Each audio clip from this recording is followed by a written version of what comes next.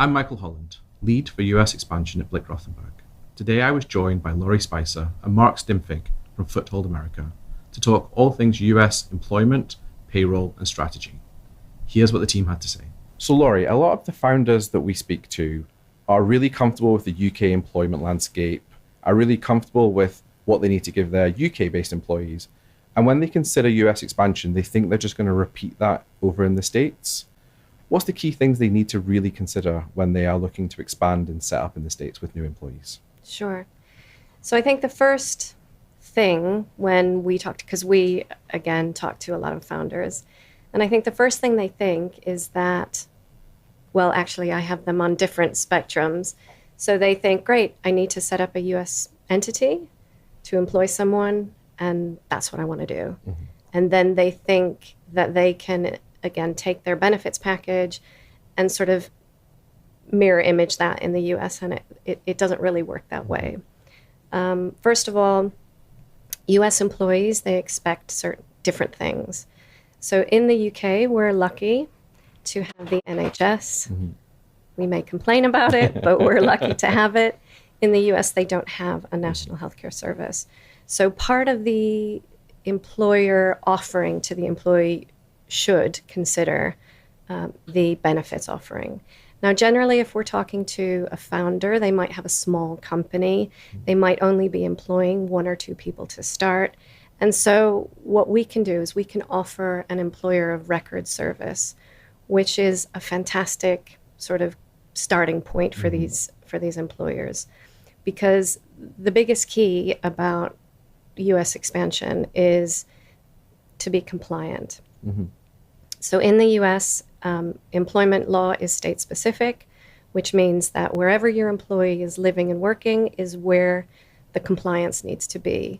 And because we are now in an era of remote working, you could have one employee in California, one in New York, and one in Texas, let's say. And those employees will need to be, the compliance will need to look different. Mm-hmm. And so that's where we can help you. So the employer of record is where Foothold America becomes the official employer. Mm-hmm. So these employees, they work for the founder, they work for their company, they have their email address. As far as the rest of the world is concerned, they are an employee of that organization. However, Foothold America are in the background, and we make sure that the compliance pieces are met, the state-specific compliance pieces are met, and probably most importantly, that the benefits package is there. Mm-hmm. So we offer major medical, vision, and dental, and because we specialize in helping founders in the tech space and the life science space, then and benefits packages are not all created equal. Mm-hmm. And so part of the attraction for US employees to an organization is going to be how good are the benefits. Mm-hmm. And so we can sort of make sure that they are offering a competitive package and also make sure that their benefits are competitive as well. One of the unique things that Foothold has is it just focuses on the US. Many other EOR companies look at EOR across the world, and employment elsewhere is so very different. Mm-hmm. And also, the way things have evolved in the HR space is that a lot of big tech companies are providing HR services online, and it almost feels like a very DIY sort of service. The problem with that is that, well, in one way, employment is different between the US and the UK. So employment in the US is employment at will. Mm-hmm. And so that means that you can disengage with an employee for any reason, as long as it's not discriminatory, illegal, or for retaliation purposes. So that kind of makes people think that, oh, I can just employ someone. Mm-hmm. But as we know, the US is very litigious and employment lawsuits are very real. Mm-hmm. And so we operate on a slightly different model, that we actually have HR specialists. So each of our clients will be assigned an HR specialist. And we have the tech sitting behind us, and we have the advice at the front end, and we have dedicated advisors to advise our clients. Perfect. That's excellent. And I think that's a common misunderstanding, that the employment systems are the same, comparable from one to the other. And You can pick something up from the UK and mirror it in the US. One of the common things that we are asked is, I want to give my US-based employees the same holiday allowance, the same maternity pay, the same benefits they have in the UK, because the clients or the founders and the CFOs feel that mirroring that will somehow embed the culture across the two businesses. But actually that's not the case in the US, and it's not what US-based employees are looking for. What do you find most commonly expanding businesses actually implement in the US? So it's a really good question, because I think the biggest issue I come across is the parity of salaries. So if a founder says to me, well, I want to hire someone in the US, and this exact role in the UK, let's say, pays $100,000. And so that's what they want to pay in the US. Or let's take it down. Let's say they pay $75,000 here in the UK, and that's what they want. They want to convert it into dollars and then pay the equivalent in the US. Well, actually, and again, another service that we can provide is salary benchmarking. And regionality in the US is really important. So a salary for a tech specialist in California will probably be a lot higher than a tech specialist possibly in Alabama or South Carolina, or maybe even North Carolina. So again, depending on, this is where the strategy piece comes in. We like to talk to our clients a lot about where in the US do they think they want to be, and the benefits and maybe the challenges of the location. And sometimes they want to follow where the good talent is, whether that's the tech hubs or, obviously New York or Boston or Silicon Valley. Or they want to follow, if they're looking for more of a junior role, they might want to go where all the major universities are, and they're pushing out great tech talent too. So I think that's probably the biggest question I get when I tell people that the salaries in the US could be 50% more. They say, oh gosh, that's quite a lot. And also, it's not just about the salary, because of course, again, US employees are very motivated by equity. They're very motivated by a bonus and commission. And then also on the employer side, there's lots of extra costs, like the benefits, the pension, which is 401k, maybe life insurance, and all these other things that actually cost a bit more money. So we can certainly help with the budgeting of where, if that client has a budget, we can sort of help them in location and also help them in the full cost to the company, which is really important. Absolutely. And I think a lot of the founders that we speak to have this thought that they need to get boots on the ground, but the thought isn't much more formed than that. Right. And so the idea of how do they do that, whereabouts they do it, and also what the tax consequences are of having those individuals in the state can be pretty significant, not just for the individuals in the payroll, but from a corporate tax perspective, creating permanent establishments, creating presences in the US at both a federal and a state level. But Mark, from your experience, what's the strategy, what's the thought process that founders are putting into place when they realize they need to go to the States and be there? How do you formalize that? What do you do with that thought? You have to almost address and focus on what sector, what specialism they're in. For instance, we were talking earlier today about life sciences. One of the key things before you start to grow at all is you need to get your clinical trials, your product approved by specific bodies. And that doesn't need a big talent pool. It just needs maybe one guy to check and to validate. And then the next step is then when you do develop a clinical trial, where is the best city to do it in? Laurie mentions the cost of New York and Los Angeles. Do you look at or Boston? Fantastic cities, great places to do business in. But are there cheaper places, both from an employment and also from a specialism point of view? So one of the other interesting areas is how the US has developed different technology hubs, different specialisms. For instance, everyone talks about Boston as a great life science hub. Minneapolis is an amazing place for digital and medical equipment. So, it's that nuance around the context. And again, that context and the specialism and the knowledge that Foothold has about America as a place that's different from other EOR providers, and our understanding of that, and also, working, with companies like yourselves about actually how that integrates with other collaborative professional service companies and other specialist providers that complement the employment piece. So important. Yeah, absolutely. And I think when it comes to this, a lot of the clients that we work with don't really, they see the US through the lens of kind of movies and TV and things they've heard and friends down the pub, and they don't think, or they think of it as one uniform entity. And actually, when we describe the state corporate tax system, we explain it's more like doing business with the EU than it is with one country, because you have lots of local separate jurisdictions that might work together, might work against each other, but there are lots of different things to think about. And actually having those different presences, those employees, those different operations in those states can trigger all sorts of different corporate, federal and state tax issues. When it comes to deciding where to go, what should founders be thinking about? What is the key thing that they need to consider over and above the cost of potentially employment there? I mean, fundamentally, it's about winning business, but winning business isn't just that commercial business development piece. It's how is that supported with the right level of expertise? What subsidies and grants could be available? I've done a lot of work over the years with different economic development bodies, and there are incentives in different regions, particularly in what you would call the second-tier cities, who are building up a specialist knowledge and accelerators, and where there's a lot, particularly of those innovative scale-up technology companies who are looking for to de-risk. Should they look at Phoenix in Arizona or Utah is another interesting one. I mean, there are plenty of them. North Carolina, Raleigh, Atlanta.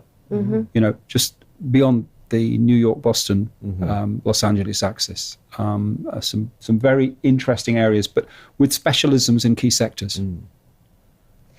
I also think something that they need to think about really is that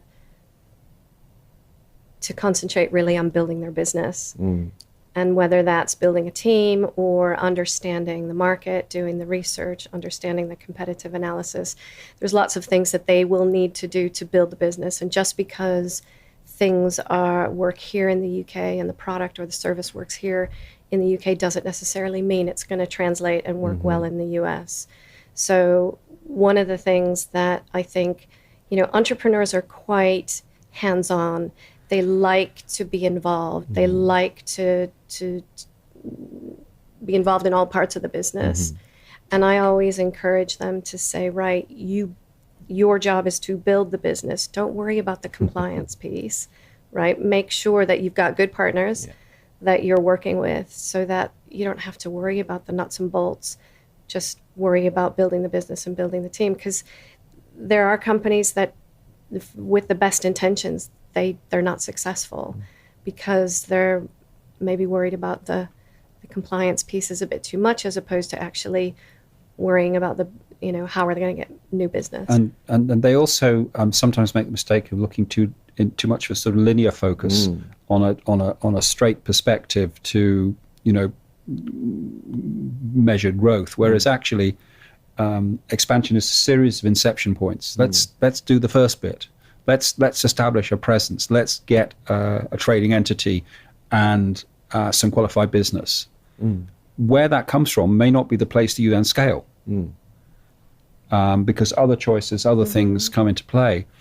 Again, from a founder's perspective as well, it may be that they've started the business and done super well in starting the momentum in North America, but are they the right person then to develop that business and let it grow, or is that the point to bring in specialist talent with local knowledge and local understanding? And so, but that will vary from company to company. There's no one blueprint that fits all. It's very much about what is your business, what are your goals, what sectors are you in, and how does that play into the American landscape? And also, I find that a lot of times people come to us and they say, we found this great guy, or we know this person is now available and we want to hire him. And again, it happens more often than you think. But one of the beauty points about our employer of record is that we can hire somebody within 5 days. And so they can jump on really quickly and capitalize on that opportunity that might be on the doorstep, even if they don't have their U.S. entity. So that's one thing that, again, a lot of founders want to know, what are the implications of having a U.S. entity? And am I ready to do, this question of, do I do it now or do I wait?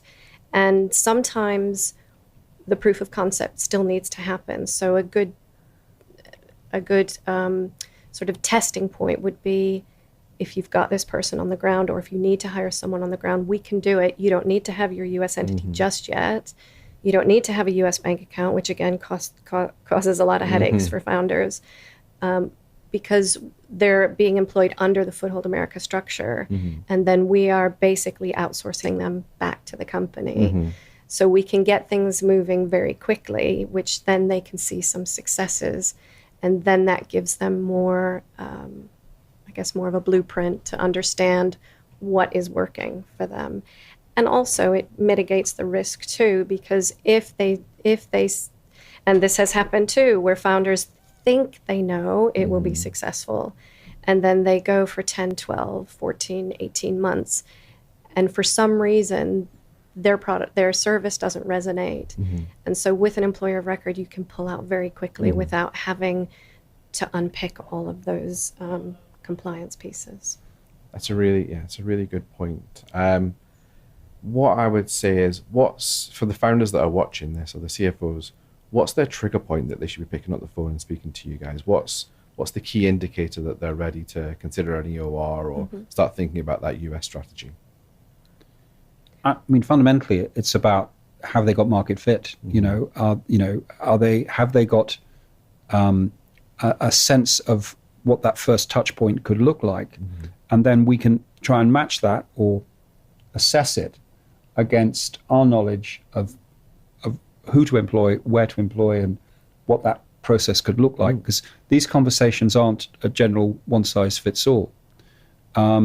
And the other piece, of course, which is a bit of the elephant in the room, is that there's been a change at a presidential level, which makes a lot of noise, and there is some change there. But a lot of people need to look beyond that at the fact that US is still probably particularly in the technology and services sector, which is a lot of our focus, is America is the biggest market, and ultimately, it's also can be risky, but to have some sort of regulated structure helps both at a local level in terms of where you set up, but it also provides a sense of security at a federal level, because you're investing in the US, which is fundamentally what the federal state is looking at. Yeah, absolutely. And I think we also find that a lot of the clients that we are working with maybe have seen stuff in the news, have read about things, are basing a lot of decisions based on naivety, a lack of information about the actual local situation. And so we say to them, come talk to us early, come talk to us about what you're looking to do, because while every journey is different, there's a common evolution that the clients that we work with will see, that they will begin from the UK with a UK company, but with some US clients or something that draws them into that US market. And then from there, they almost have an epiphany of, oh, here's a real opportunity, here's a potential new market for us. And at that point, we'll begin to talk to them and explore. There's usually a little bit of tidy up because there's some tax exposure to mitigate, if not for the tax risk, for the investment or the buyout or the exit risk that you're managing your due diligence. But really, it's a very common draw into the US, and we want to talk to them as early as possible. We're the same. We're the same. Yeah, I think and everybody's journey is different, and everybody's level of knowledge of US expansion is different. And again, like you say, that they only know maybe what they've heard, and sometimes it's not relevant. And so I think for a lot of founders, it's really good to understand what their journey, what their personal journey looks like, or their company's journey, because there might be opportunities or strategies that they haven't thought of. And so we're very happy to talk to people at any stage. And we find that, sometimes it takes 3 years, sometimes it takes 4 years. I mean, I've been advising companies on U.S. expansion for the best part of 11 years. And in the past, I've worked with companies for 7, 8 years before they've actually either got the investment that they were looking for or had the right situation where they felt they have the resource. And one thing that I would say is, which is also really important, is the resource internally to manage an expansion. So I'm an American citizen. I live in the UK. I came over to the UK in 1993 on a 2-year visa. And I was charged with opening up a UK office for an IT business in California. And this IT business had been trading in the UK for 5 years from California. What we learned on the ground in 18 months absolutely transformed the business, because we were on the ground and we were asking different questions, and we were not just responding, we were actually building the business. And it was probably the best thing that company ever did. So what if a founder's watching this and thinking, do you know what, I've missed that window of time that I should have spoke to you. Are there any risks? Is there any pitfalls? What's the worst possible thing? And what should they do? I mean, one of the things that founders sometimes think is they want to get themselves over there and build the business themselves. And that may not always be the right solution on a number of levels. First of all, it's a different market. How do you address that? Do you want someone who knows the market, because it will be different? But the other side is, certainly from a Foothold perspective as well, of course, the whole immigration piece and employment piece changes if it's a founder that comes over, as opposed to employing a US citizen on a salary. And that pivot point is a really important element in all of this, it's a really good point. So our employer of record service, which is, again, a great starting point, but that really is only for US citizens that have the right to work in the US.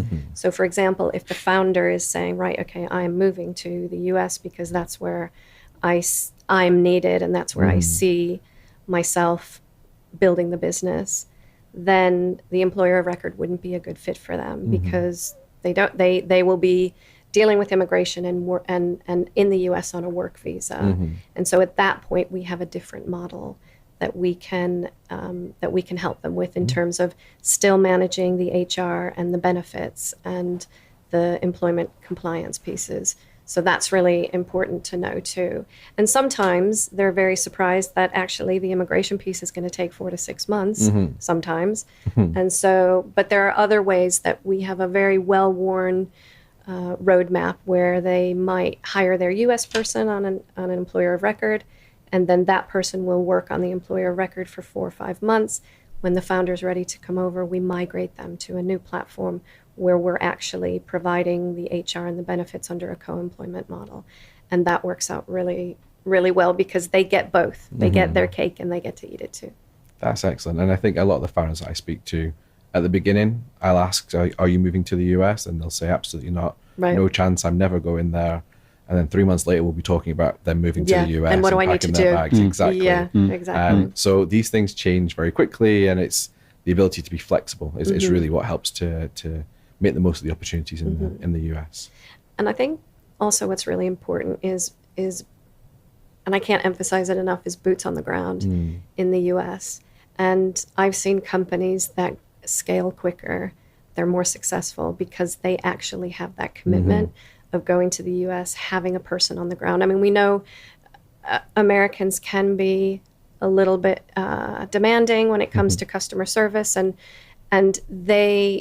Americans like to buy from Americans, and there has to be an element of taking your UK culture over to the US, because I think it's very popular, and it's also it's a unique selling point, right? It helps you stand out from your American 100%. competitors. Yeah. But they also need to be able to service their American clients. You know, it's no secret that some Americans and America might be a bit insular, and again, with the current administration, you know, that is kind of fueling this Buy American. But I've seen companies that scale quicker and are more successful if they have boots on the ground, whether that's a combination of US and UK. I think that's important too when it comes to the culture, because there can be a lot of, not a lot, but there can be issues of translating that UK culture to US and also back the other way, the US culture to the UK team as well.